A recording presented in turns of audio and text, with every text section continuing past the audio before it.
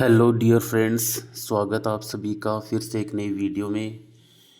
देखिए दोस्तों, आज मैं आपके लिए लेकर आया हूँ महाजनपद काल, जो कि इतिहास में काफ़ी इम्पोर्टेंट पार्ट माना जाता है महाजनपद काल।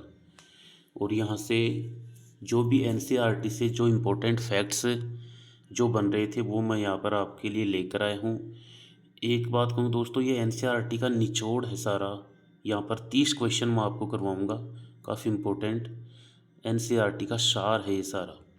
तो बने रहिए हमारे साथ और चलिए बिना समय गंवाए शुरुआत करते हैं पहले क्वेश्चन से। महाजनपद काल कब से शुरू होता है? पहला क्वेश्चन है, महाजनपद काल है वो कब से शुरू होता है? देखिए दोस्तों, महाजनपद काल वो 6ठी शताब्दी ईसा पूर्व से शुरू होता है। यही ध्यान रखना है दोस्तों, ईसा और ईसा पूर्व का ध्यान रखना है। महाजनपद काल कब से शुरू होता है? 6ठी शताब्दी ईसा पूर्व से शुरू होता है महाजनपद काल। किसको द्वितीय नगरीकरण का काल कहा जाता है? क्वेश्चन नंबर 2 है हमारा। जो द्वितीय नगरीकरण का काल है वो किसको कहा जाता है? महाजनपद काल को। मतलब महाजनपद काल है उसको दूसरी क्या संज्ञा दी गई है? द्वितीय नगरीकरण का काल भी कहा जाता है महाजनपद काल को। चलिए दोस्तों, क्वेश्चन नंबर 3 देखते हैं।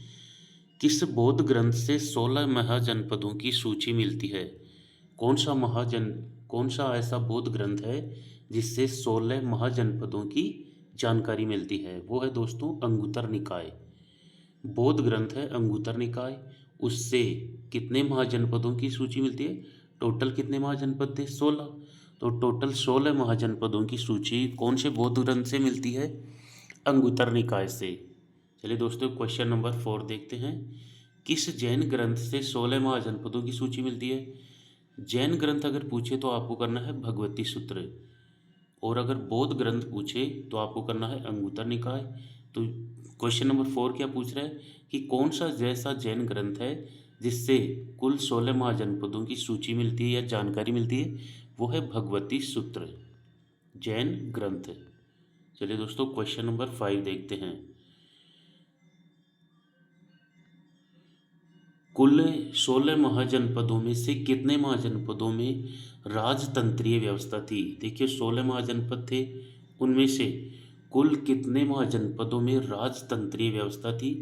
14 महाजनपदों में। मतलब टोटल 16 महाजनपद थे, 16 महाजनपद। उनमें से 14 महाजनपदों में कैसी व्यवस्था थी? राजतंत्रीय व्यवस्था। जबकि 2 महाजनपदों में गणतंत्रीय व्यवस्था थी।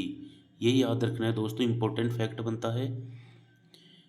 14 महाजनपदों में तो राजतंत्रीय व्यवस्था थी और 2 महाजनपदों में गणतंत्रीय व्यवस्था थी। चलिए दोस्तों, क्वेश्चन नंबर 6 देखते हैं। कौन से 2 महाजनपदों में गणतंत्रीय व्यवस्था लागू थी? 14 में तो क्या थी? राजतंत्रीय व्यवस्था। और ऐसे कौन से महाजनपद थे जिनमें गणतंत्रीय व्यवस्था थी? वो महाजनपद थे वज्जी व मल्ल।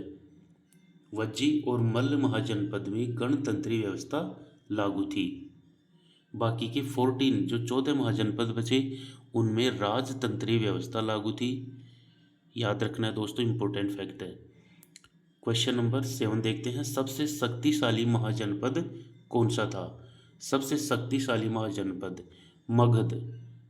जितने भी 16 महाजनपद हुए उनमें सबसे शक्तिशाली कौन सा महाजनपद माना जाता है? मगध महाजनपद माना जाता है। देखिए दोस्तों, मगध महाजनपद के शक्तिशाली होने के पीछे कुछ कारण मैं आपको बता रहा हूँ कि कौन कौन से ऐसे कारण थे जिसके कारण मगध महाजनपद सबसे शक्तिशाली महाजनपद माना जाता था। सबसे पहले याद रखना है कि आपको यहाँ पर कि लोहे की खानें, लोहे की उपलब्धता खूब थी। यहाँ पर लोहा खूब मिलता था मगध महाजनपद में। दूसरी बात याद रखनी है, हाथियों की उपलब्धता थी। एलिफेंट्स, हाथी खूब मिलते थे यहाँ पर मगध महाजनपद में।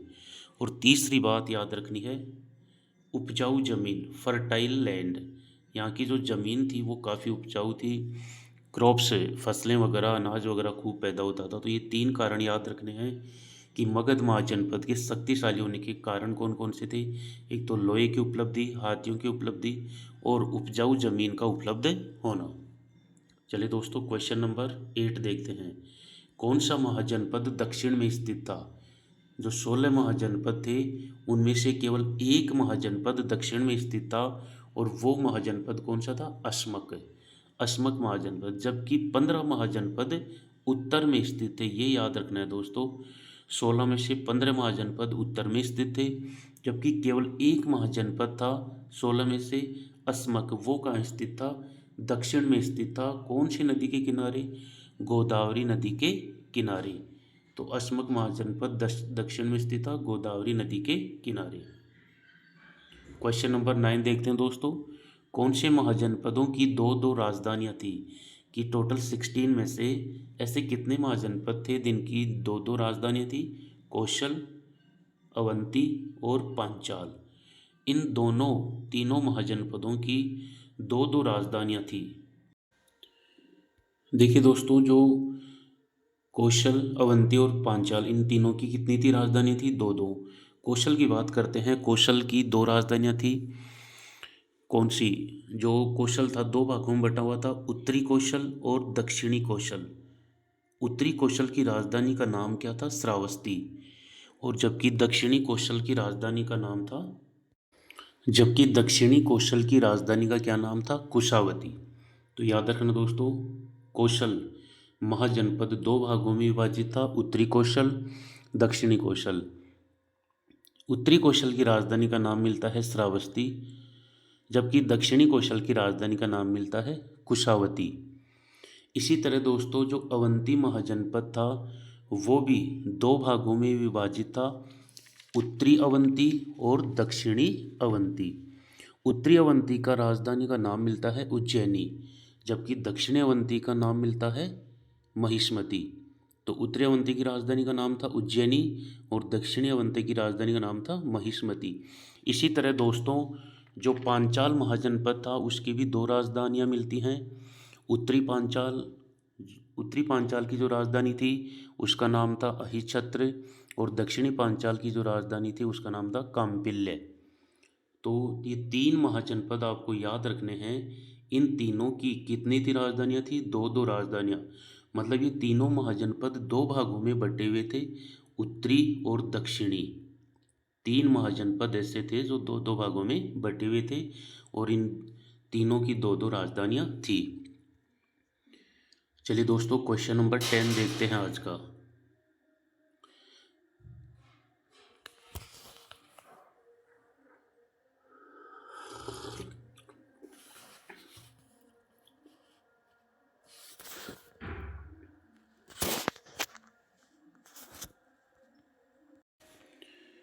नर्मदा नदी के उत्तर में कितने महाजनपद स्थित थे? जो नर्मदा नदी है उसके उत्तर में कितने महाजनपद स्थित थे? 15 महाजनपद। जबकि एक महाजनपद नर्मदा नदी के दक्षिण में स्थित था, और वो महाजनपद कौन सा था दोस्तों? अस्मक। याद रखना है आपको, अस्मक महाजनपद ये एकमात्र ऐसा महाजनपद था जो दक्षिण में स्थित था, जबकि 15 महाजनपद उत्तर में स्थित थे। कौन सी नदी के उत्तर में? नर्मदा नदी के उत्तर में। और अस्मक महाजनपद नर्मदा नदी के दक्षिण में स्थित था। चलिए दोस्तों, क्वेश्चन नंबर 11 देखते हैं। मगध की राजधानियाँ कौन कौन सी थी? जो मगध सबसे शक्तिशाली महाजनपद था, देखिए दोस्तों, उसकी 3 राजधानियाँ बनी थी। सबसे पहली राजधानी का नाम मिलता है ग्रीवव्रज। फिर बाद में बिंबिसार नाम का जो राजा हुआ था बिंबिसार ने राजगृह राजधानी बनाया था इसको। फिर जो उदयन था, उदयन, उसने कौन सी राजधानी बना लिया था मगध की? पाटलिपुत्र। तो उदयन ने कौन सी राजधानी बनाई मगध की? पाटलिपुत्र। और बिंबिसार ने कौन सी बनाई थी? राजगृह। और सबसे प्रथम पहली जो राजधानी मिलती है वो मिलती है दोस्तों गिरिव्रज। चलिए दोस्तों, क्वेश्चन नंबर 12 देखते हैं। कौन सा महाजनपद श्रेष्ठ घोड़ों के लिए प्रसिद्ध था? ऐसा कौन सा महाजनपद था जो अपने अच्छे घोड़ों के लिए, श्रेष्ठ घोड़ों के लिए प्रसिद्ध था? वो महाजनपद था दोस्तों कंबोज। कंबोज महाजनपद था, और ये श्रेष्ठ घोड़ों के लिए प्रसिद्ध था। कंबोज की राजधानी का नाम क्या मिलता है हमें? राजपुर या हाटक। याद रखना है दोस्तों, कंबोज की राजधानी का नाम था राजपुर या हाटक। चलिए दोस्तों, क्वेश्चन नंबर 13 देखते हैं। महाजनपद काल कौन सी मृदबांड संस्कृति से संबंधित है? जो महाजनपद काल था उसमें मृदबांड संस्कृति कौन सी थी? तो उसका आंसर है दोस्तों उत्तरी काले चमकीले पॉलिशदार मृदबांड। इसको शॉर्ट में हम बोल सकते हैं NBPW। मतलब महाजनपद काल था उसमें मृदबांड संस्कृति कौन सी थी? NBPW, उत्तरी काले चमकीले पॉलिशदार। देखिए यहाँ से एन से क्या बनेगा? नॉर्थन। इसका उत्तर क्या होगा? नॉर्थन मीन्स उत्तरी। बी ब्लैक काले, पेंटेड चमकीले या पॉलिशदार, और वेयर पेंटेड वेयर, वेयर का मतलब होगा मृदबांड। तो NBPW इसका मतलब उत्तरी काले चमकीले पॉलिशदार मृदबांड कौन से काल में थे? महाजनपद काल में।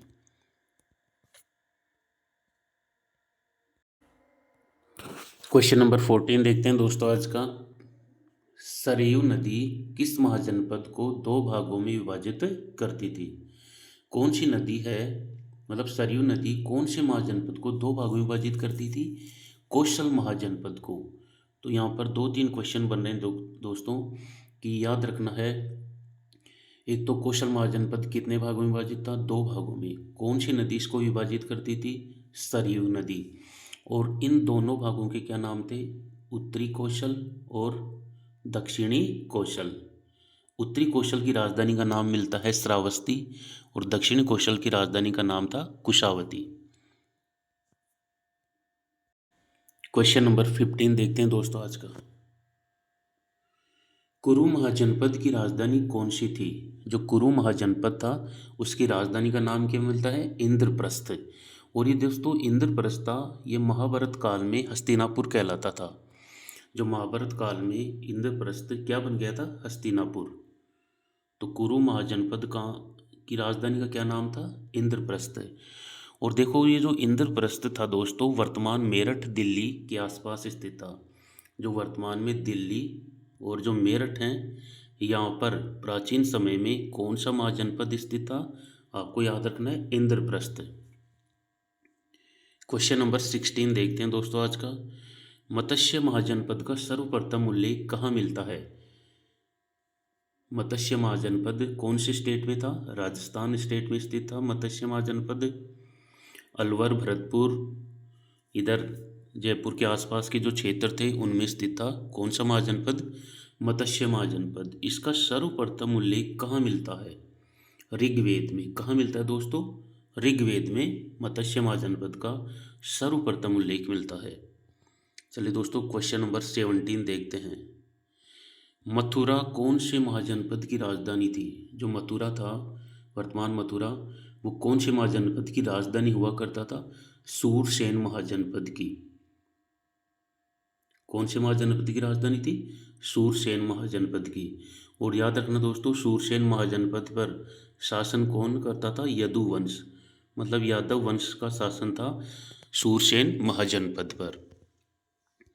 क्वेश्चन नंबर 18 देखते हैं दोस्तों आज का। वज्जी महाजनपद कितने राज्यों का संघ था? जो वज्जी महाजनपद है उसमें कितने संघ थे? वज्जी महाजनपद में 8 राज्य थे, या 8 राज्यों का संघ था। ये जो वज्जी महाजनपद है उसमें टोटल 8 स्टेट, 8 राज्यों का ये संघ था वज्जी महाजनपद। चलिए दोस्तों क्वेश्चन नंबर 19 देखते हैं आज का। मल्ल महाजनपद कितनी शाखाएं थी? जो मल्ल महाजनपद है उसकी कितनी शाखाएं थी? 2 शाखाएं थी मल्ल महाजनपद की। एक तो पावा के मल्ल और दूसरा है कुशीनारा के मल्ल। तो याद रखना है दोस्तों मल्ल महाजनपद की 2 शाखाएं मिलती हैं, पावा के मल्ल और कुशीनारा के मल्ल। क्वेश्चन नंबर 20 देखते हैं दोस्तों आज का। चेदी महाजनपद की राजधानी कौन सी थी? शक्तिमती। जो चेदी महाजनपद है इसकी राजधानी का क्या नाम था? शक्तिमती मिलता है हमें चेदी महाजनपद की राजधानी का नाम। क्वेश्चन नंबर 21 देखते हैं दोस्तों आज का। गंगा घाटी में कितने महाजनपद स्थित थे? 10 महाजनपद। जो गंगा घाटी है उसमें 10 महाजनपद स्थित थे। एक बात याद रखना, और अगर आपको पूछे कि नर्मदा नदी के उत्तर में कितने महाजनपद स्थित थे? 15 महाजनपद नर्मदा नदी के उत्तर में स्थित थे। और एक महाजनपद अस्मक वो नर्मदा नदी के दक्षिण में स्थित था। चलिए दोस्तों क्वेश्चन नंबर 22 देखते हैं। कौशल महाजनपद को मगध महाजनपद में किसने मिलाया था? मतलब विलय, विलय का मतलब मिलाना। कौशल को मगध महाजनपद में विलय किसने किया था? उस राजा का क्या नाम था? अजातशत्रु। अजातशत्रु ने क्या किया था? कौशल का विलय किस में किया था? मगध महाजनपद में। चलिए दोस्तों क्वेश्चन नंबर 23 देखते हैं। मगध महाजनपद का सर्वप्रथम उल्लेख कहाँ मिलता है? जो मगध महाजनपद है उसका सर्वप्रथम उल्लेख कौन से वेद में मिलता है? अथर्ववेद में। अभी मैंने आपको बताया था मत्स्य महाजनपद का उल्लेख सर्वप्रथम कहाँ मिलता है? ऋग्वेद में। और मगध का सर्वप्रथम उल्लेख मिलता है अथर्ववेद में। और मगध के साथ साथ आपको याद रखना है दोस्तों, अंग महाजनपद का भी उल्लेख कहाँ मिलता है? अथर्ववेद में। अंग और मगध दोनों का उल्लेख मिलता है अथर्ववेद में। क्वेश्चन नंबर 24 देखते हैं दोस्तों। अंग महाजनपद की राजधानी चंपा को पुराणों में क्या कहा गया है? जो अंग महाजनपद था उसकी राजधानी कौन सी थी? चंपा। चंपा को पुराणों में क्या संज्ञा दी गई है? मालिनी। तो अंग की राजधानी थी चंपा और चंपा को क्या संज्ञा दी गई थी? मालिनी की संज्ञा। क्वेश्चन नंबर 25 देखते हैं दोस्तों आज का। काशी किन राज्यों के मध्य बफर स्टेट का कार्य करता था? जो काशी महाजनपद था वो कौन से दो महाजनपदों के मध्य बफर स्टेट का कार्य करता था? तो कौशल और मगध के मध्य कौन सा? काशी किसका कार्य करता था? बफर स्टेट का कार्य करता था मगध व कौशल के मध्य। चलिए दोस्तों क्वेश्चन नंबर 26 देखते हैं। मगध पर कितने वंशों ने शासन किया था?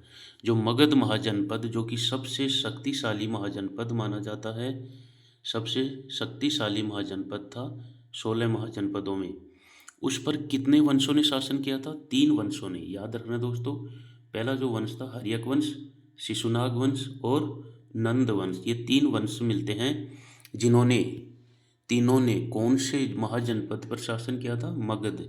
इनकी ट्रिक याद रखनी है दोस्तों आप। हसीन, हसीन से याद हो जाएगा है से हर्यक, सी से शिशुनाग, न से नंदवंश। तो हसीन से याद रखना है मगध पर शासन करने वाले 3 वंश कौन से थे? हसीन, हर्यक, शिशुनाग, नंदवंश। चलिए दोस्तों क्वेश्चन नंबर 27 देखते हैं। प्रसिद्ध कन्नौज नगर कौन से महाजनपद में स्थित था? जो कन्नौज, कन्नौज का दूसरा नाम हमें क्या मिलता है? कान्य कुब्ज। कान्य कुब्ज भी कहते थे कन्नौज को। और ये कन्नौज था वो कौन से महाजनपद में स्थित था दोस्तों? पांचाल महाजनपद में। कौन से महाजनपद में?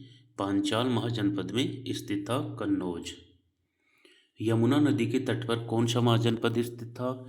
यमुना नदी के तट पर वत्स महाजनपद स्थित था। कि ऐसा कौन सा महाजनपद था जो यमुना नदी के किनारे स्थित था? वत्स महाजनपद। चलिए दोस्तों क्वेश्चन नंबर 29। भारत के किस राज्य में सर्वाधिक महाजनपद स्थित थे? भारत का ऐसा कौन सा राज्य है जिसमें सर्वाधिक महाजनपद स्थित थे? वो राज्य है दोस्तों उत्तर प्रदेश, यूपी। उत्तर प्रदेश में कुल कितने महाजनपद थे? 8। टोटल जो 16 महाजनपद थे उसमें से आधे महाजनपद अकेले उत्तर प्रदेश में स्थित थे, 8 महाजनपद। चलिए दोस्तों आज का अंतिम और 30वां प्रश्न देखते हैं। कौन सा महाजनपद वर्तमान कर्क रेखा के सर्वाधिक निकट स्थित था? कौन सा ऐसा महाजनपद है जो वर्तमान में जो कर्क रेखा है वो प्राचीन महाजनपद अवंती, कौन सा था? अवंती। कौन सी रेखा की निकट स्थित था? कर्क रेखा की। हालांकि देखिए दोस्तों उस समय कर्क रेखा का निर्धारण नहीं किया गया था, लेकिन जो वर्तमान में जो कर्क रेखा है तो उस समय प्राचीन समय में कौन सा महाजनपद था वहाँ पर? अवंती महाजनपद। तो ये थे दोस्तों आज के 30 महत्वपूर्ण महाजनपद कालीन प्रश्न। ये दोस्तों ये जो 30 प्रश्न है ये सारा एनसीईआरटी का निचोड़ है। याद रखना दोस्तों, एनसीईआरटी के सारी फैक्ट लेकर आया हूँ मैं यहाँ पर, और सारा आपका महाजनपद यहाँ पर कवर हो गया है। और अगली वीडियो में हम बात करेंगे मौर्य वंश गुप्त वंश के बारे में। मौर्य काल का प्रशासन, राज्यों के बारे में हम बात करेंगे। तो बने रहिए हमारे साथ, मिलते हैं नेक्स्ट वीडियो में। तब तक के लिए जय हिंद, जय भारत।